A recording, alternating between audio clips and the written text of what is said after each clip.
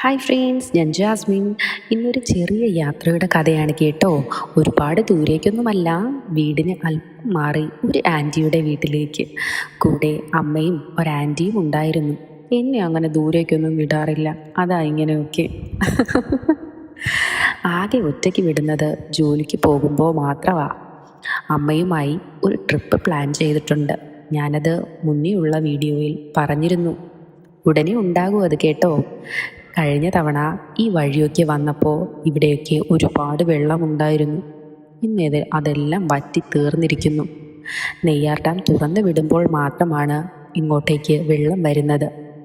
നേരെ ചെന്നത് ആൻറ്റിയുടെ വീട്ടിലേക്കായിരുന്നു. അവിടെ ചെന്ന ഉടനെ എനിക്ക് ആൻറ്റി പാഷൻ ഫ്രൂട്ട് കട്ട് ചെയ്ത് തന്നു. നിങ്ങൾക്കറിയാം പാഷൻ ഫ്രൂട്ടിൻ്റെ രുചി എന്താണെന്ന്. വളരെ മധുരവും ചെറിയൊരു പുളിയും ഉണ്ടായിരിക്കും. ഒരുപാട് നാളുകൾക്ക് ശേഷമാണ് ഞാനിപ്പോൾ ഇത് കഴിക്കുന്നത്. മുൻപ് +2 പഠിച്ചിരുന്ന കാലത്തായിരുന്നു ഞാനിത് അവസാനമായി കഴിച്ചത്. പിന്നെ ഒരുപാട് നേരം അവിടെ സംസാരിച്ചിരുന്നു. അവരുടെ കൂടെയൊക്കെ എൻ്റെ ജോലിയെ പറ്റിയും തുടർന്നുള്ള കാര്യങ്ങളെ പറ്റിയെല്ലാം ഒരുപാട് സംസാരിച്ച് ഒരുപാട് സമയം ഞാൻ വെറുതെ ഇരിക്കുകയായിരുന്നു. അതുകൊണ്ട് തന്നെ അവർ തമ്മിൽ പഴയ കാര്യങ്ങളും വേറെ കുറേ ആൾക്കാരെ പറ്റി സംസാരിക്കുന്നത് ഞാൻ കേട്ടു നിന്നു. പിന്നെ എന്നെ ഉള്ളിലേക്ക് ക്ഷണിച്ചു. ഉള്ളിൽ പോയി ഒരു ചായയൊക്കെ കുടിച്ചു. പിന്നെ മെല്ലെ അവിടെ നിറങ്ങി. ശരിക്കും പറഞ്ഞാൽ ഞാൻ ഞെട്ടിപ്പോയി കേട്ടോ. കഴിഞ്ഞ തവണ വന്നപ്പോൾ ഈ കാണുന്ന സ്ഥലത്ത് എല്ലാം ഒരുപാട് വെള്ളമുണ്ടായിരുന്നു. ഇതിന് പല സ്ഥലങ്ങളിൽ പലതും പറയാറുണ്ട്. നമ്മളിവിടെ ഇതിനെ ചാനൽ എന്നൊക്കെ പറയും. അതായത് ഡാമിൽ നിന്നും വരുന്ന വെള്ളം പോകുന്ന സ്ഥലം.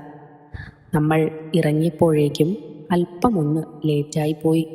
നേരെ ചെന്നത് മീൻ മാർക്കറ്റിലേക്കായിരുന്നു. അവിടെ പോയി ഏത് മീൻ വാങ്ങിക്കണം എന്നുള്ള കൺഫ്യൂഷനായി.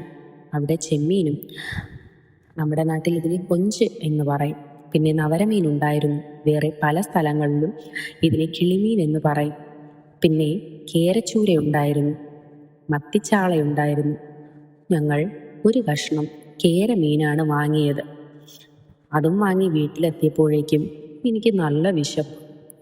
സാധാരണ സമയങ്ങളിൽ ഈ വിശപ്പ് വരുമ്പോൾ ഞാൻ ഉണ്ടാക്കുന്നത് എന്താണെന്നറിയാവോ? മാഗി. എന്നാൽ വീട്ടിൽ ഇന്ന് മാഗി ഉണ്ടായിരുന്നില്ല.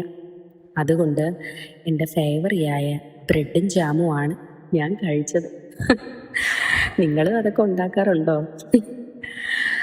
അതാവുമ്പോൾ വലിയ പണിയൊന്നുമില്ലല്ലോ. എന്നാൽ ശരി, ടാറ്റാ, ഹാവ് എ പോളി ഡേ.